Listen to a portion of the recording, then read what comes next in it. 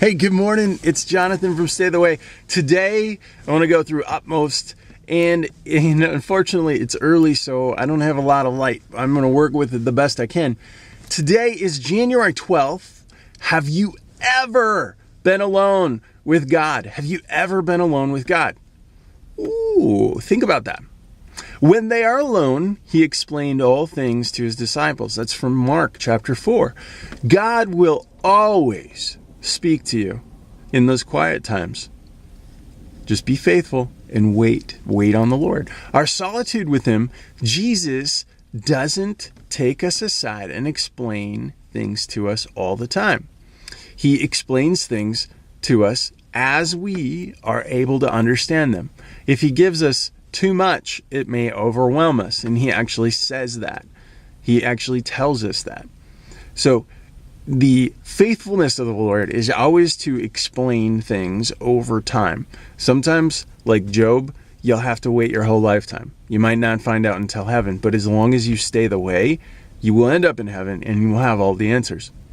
The lives of others are examples for us, but God requires us to examine our own souls. It is slow work, so slow that it takes God all of time and eternity to make a man or a woman conform to his purpose.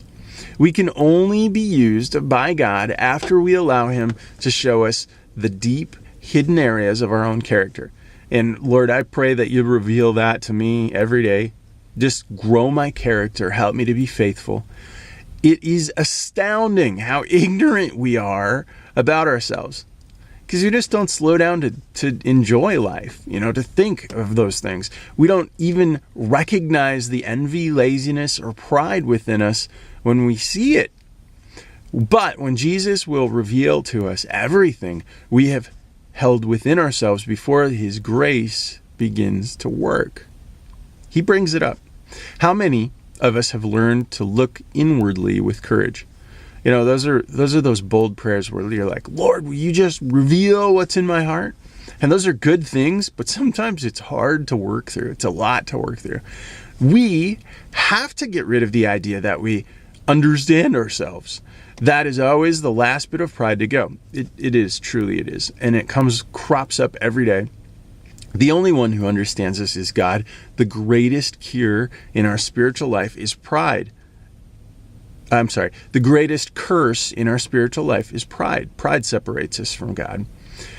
If we have ever had a glimpse of what we are like in the sight of God, we'll never say, oh, I'm so unworthy. I'm so worthy. We will understand that this goes without saying. You don't have to say it. But as long as there is any doubt within us that we are unworthy, God will continue to close us in until he gets us alone. Whenever there is an element of pride or conceit remaining, Jesus can't reach us anymore. He will allow us to experience heartbreak or disappointment when we feel our intellectual pride is wounded. You've hurt me. I'm making fun of myself. He will reveal numerous misplaced affections or desires, things over which we never thought would ever have would get us alone.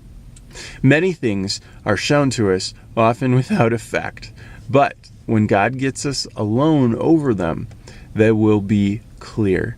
Lord, I pray today that whatever it is that you want to bring up, to bring me into an alone place, to bring me into a place where I would grow from your grace, please do that.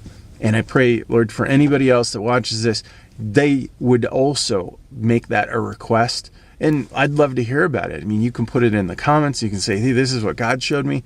I know that he'll show me something today. There's something that even this morning, just in devotions, that he brought up. And I'm excited to be able to kind of pray on it and then bring that back. So maybe I'll add that in the comment later. This is Jonathan from Stay the Way. Lord, we thank you for everything you've given. And I would just encourage you, Christian, take that time to spend time with the Lord. In prayer, in his word. That was my time early this morning. I try and do a 4:30 a.m. time with the Lord because it's quiet and it's the time I get to enjoy with him. And I think he gets to enjoy that time with me. He tells us we were created in his image.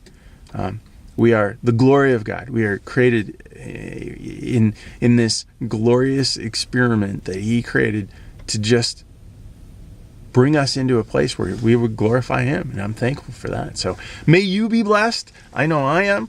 And Lord willing, I will see you tomorrow.